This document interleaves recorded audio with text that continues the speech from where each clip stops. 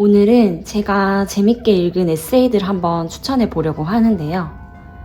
항상 책 추천은 조금 조심스러운 게 각자 상황이나 취향에 따라서 호불호가 갈릴 수도 있고, 저도 옛날에는 그저 그랬던 책이 시간이 좀 지나서야 재밌을 때도 있었거든요. 그래서 책 추천 콘텐츠가 고민이 되었지만 그냥 내가 좋아하는 책에 대해서 마음껏 편하게 얘기하고 가벼운 마음으로 한번 찍어보기로 했습니다.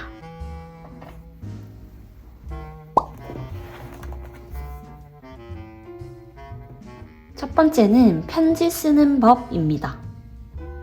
이 책은 친구에게 선물 받은 책이고 글월이라는 편집 가게를 운영하시는 대표님이 쓰신 책이에요.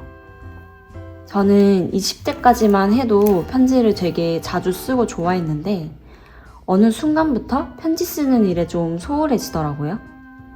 이게 한번 안 쓰기 시작하니까 막상 오랜만에 편지를 쓰면 뭐라고 써야 할지 모르겠을 정도로 편지 쓰기에 감을 잃은 기분이었다고 할까요? 그런 시기에 친구에게 이 책을 선물 받고 편지만이 주는 매력과 힘에 대해서 다시 한번 상기시킬 수 있었던 책입니다. 이 책의 저자는 편지가 좋은 이유부터 편지 쓰는 팁, 편지 쓰기 좋은 장소 등등 이런 편지에 대한 다양한 이야기를 담아냈고요. 이 책을 읽으면서 좋았던 내용 몇 가지만 읽어드리면, 천천히 온 것은 마음에 더 오래 남습니다. 그런 만큼 우리는 어쩌면 누군가가 자신을 더 오래 기억해 주길 바라며 편지를 찾는 것 같습니다.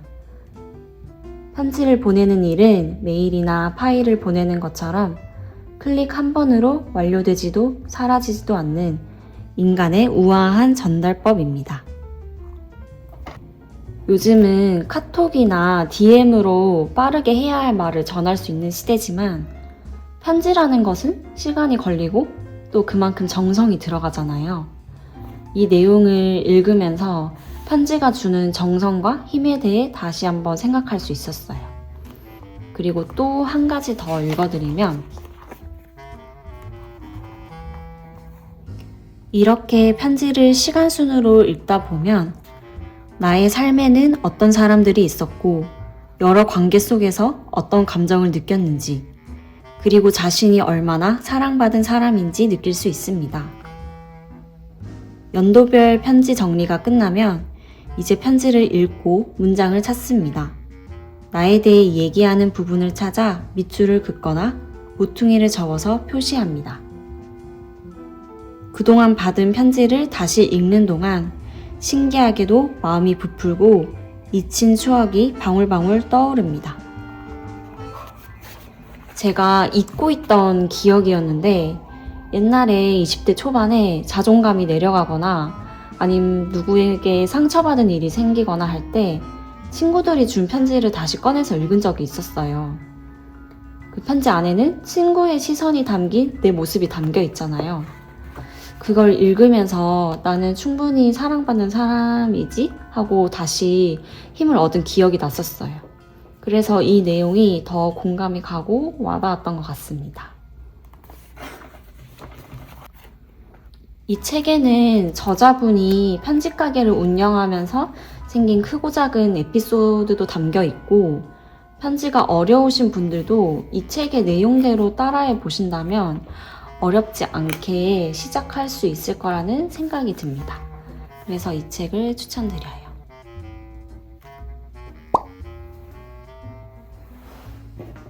두 번째는 고상하고 천박하게입니다. 이 책은 제가 밀리의 서재에서 전자책으로 읽다가 밑줄 긋는 내용도 너무 많고 소장하고 싶을 정도로 좋아서 바로 구매를 했던 책이에요. 이 책은 사진작가이자 시인인 이헌님과 뮤지션 김사월님이 주고받은 편지가 담긴 책이에요. 앞에 소개해드린 책이 편지 쓰는 법에 대한 것이었잖아요. 이 책은 글을 잘 쓰는 사람들이 편지를 쓰면 어떻게 되는지 한 번에 알 수 있는 책이기도 합니다.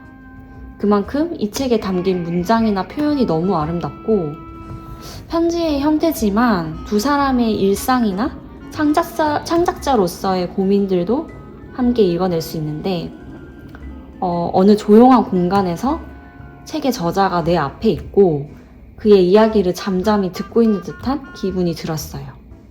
이 책도 좋았던 문장 몇 가지 한번 읽어보겠습니다. 존경하는 사람이 있냐고 물었지. 생각해봤는데 아직 잘 모르겠어. 일단 지금은 누굴 존경할 수 있는 사람이 존경스러운 것 같다. 나 좋자고 하는 존경이 아닌 진짜 깨끗한 존경을 배우기 위해 우리는 질투라는 놈과 진흙탕에서 씨름을 하는 거겠지. 일부러 그럴 필요는 없지만 어떤 언어는 어쩔 수 없다는 듯이 반복되는 게 때로는 더 자연스럽다고 생각하거든. 그래서 이미 완성한 시리즈 일부를 가지고 완전히 새로운 맥락을 만들기도 해.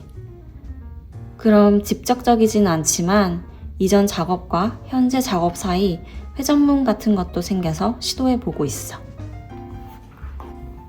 이 책은 제가 구매하자마자 노트에 필사를 했을 정도로 되게 좋았고 친구들에게도 몇 번 선물을 했었어요. 이런 결의 책을 좋아하신다면 너무 추천드립니다.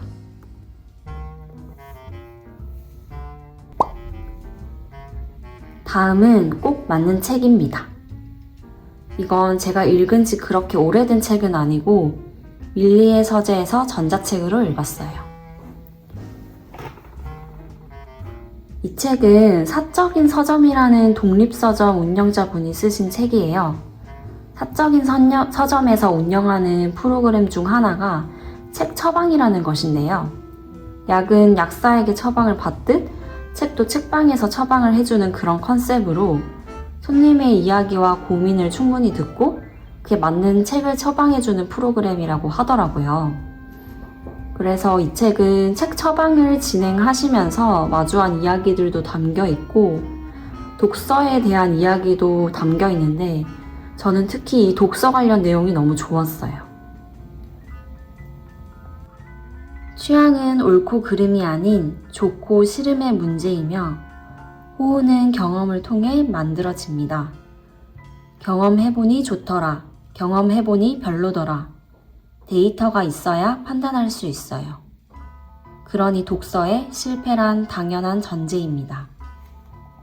책은 왠지 완벽하게 잘 읽어야 할 것 같다거나 혹은 완독한 책의 수를 채우기 위해서 읽기만 한다거나 저는 그런 경험이 종종 있었거든요.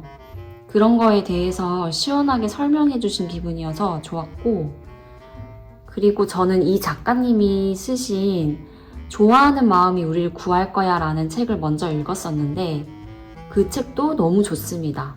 특히 뭐 아이돌이든 무엇이든 덕질을 해보셨거나 덕질을 하고 계신 분들에게 추천드리는 책이에요.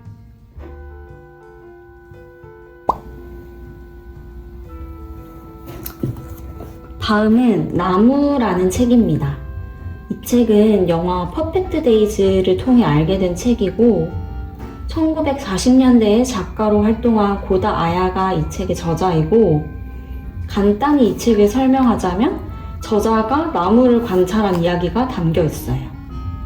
저는 나무, 자연 이런 이야기를 참 좋아하는데 이 책은 작가가 만난 나무들에 대해 정말 세심하게 관찰한 게 느껴졌거든요. 그리고 원래는 전자책으로 이 책을 읽었었는데 이번에 책 추천 콘텐츠를 정리하면서 다시 필사해보고 싶어서 이번에 다시 구매를 해봤습니다. 제가 좋았던 문장 몇 가지 또 읽어보자면, 숲을 걷는 사람은 모두 같은 심정을 느끼는 듯한데 누구나 이렇게 말한다. 어린 나무는 희망이고 새로 자란 나무는 구원이다. 나무의 죽음에 조금도 주눅들지 않고 태연스레 자발적으로 그에 관해 깊이 탐구하려는 강인함을 지녔으면서도 어린 나무의 번영에 위로받는 것이다.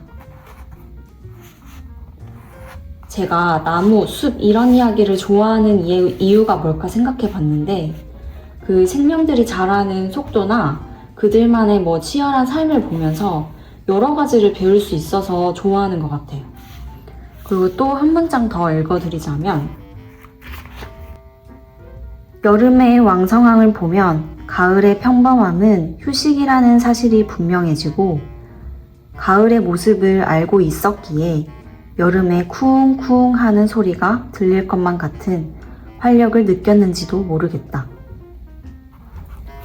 이 문장을 읽으면서 드는 생각은 매일 반복되는 일상에서도 이렇게 좀 더 자세하고 섬세하게 주변을 살펴본다면 내 시선이 좀 더 넓어지는 기분이 들 것 같았어요. 그리고 저처럼 나무나 숲에 대한 이야기를 좋아하신다면 맥스 애덤스의 나무의 모험이라는 책도 추천드리는데, 그 책은 제가 예전에 도서관에서 읽었었거든요. 근데 다시 찾아보니까 절판이 된 것 같기도 한데 근처 도서관이나 전자책으로는 있는 것 같아서 혹시 관심 있으시면 한번 찾아보시길 추천드립니다.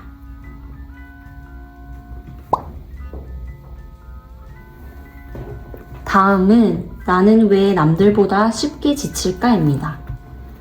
여러분들 혹시 HSP에 대해 아시나요? 저는 이걸 하말넘만이라는 유튜브 채널에서 보고 알게 된 건데, HSP는 Highly Sensitive Person 이라는 뜻으로 매우 예민한 사람이라고 부른대요. 저는 걱정도 많고 불안도가 높다고는 생각을 했는데 이 HSP를 테스트 항목이 있는데 저는 한 가지 문항 빼고는 모든 문항에 다 해당할 정도로 아주 높은 찐 HSP였더라고요. 예전에는 나는 왜 별거 아닌 거에 이렇게 불안해하지? 나는 왜 이렇게 이 스트레스가 좀 크고 오래가는 것 같지? 하면서 좀 괴롭기도 했는데 이 책을 읽으면서 HSP에 대해 정확히 알게 되고, 그러면서 제가 겪은 심리적 경험들이 이해도 되고, 그리고 이런 예민한 기질을 지닌 사람들은 어떤 태도를 권장하는지도 나와 있으니까 너무 큰 도움이 되었어요.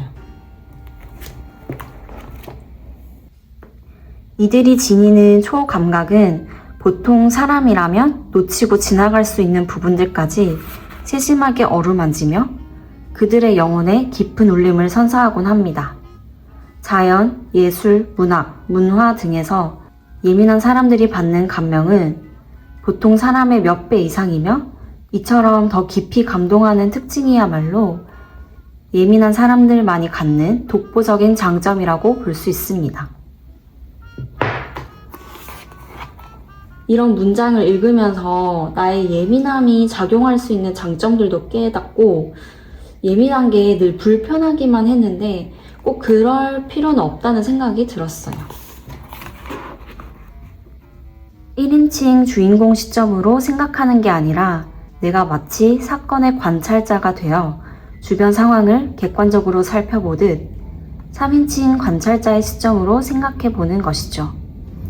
1인칭에서 3인칭으로의 관점 변화 또는 스트레스 상황에서 당사자의 심리적 거리감을 떨어뜨려 놓는 효과가 있습니다.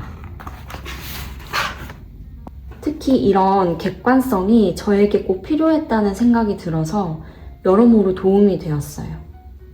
예민하고 불안이 클수록 그 감정에 매몰되기 쉬운데 객관적으로 3인칭 관찰자의 시점으로 상황을 바라보는 게 중요하다는 걸 배웠고 이 책을 읽은 이후로 그거를 실천하려고 노력하는 중이에요. 혹시 저처럼 HSP라는 기질을 가지고 계신 분이거나 아니면 이런 기질에 관심이 있으신 분들은 한번 읽어보시길 추천합니다. 오늘 처음으로 책 추천 이렇게 해봤는데 혹시 재미있거나 잘 맞으셨다면 다음에는 소설이나 다른 종류의 책들도 한번 소개해보도록 하겠습니다. 그리고 또 추천드리고 싶은 책이 있으면 또 콘텐츠로 한번 만들어 볼게요.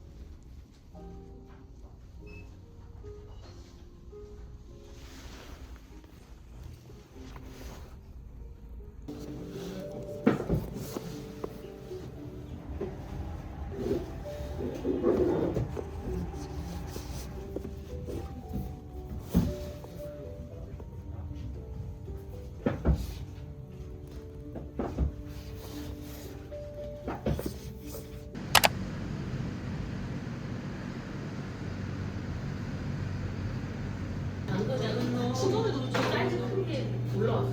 근데 한정이 나 이게 한정이야. 근데 사실 우리 사실 가격이 색깔이 그걸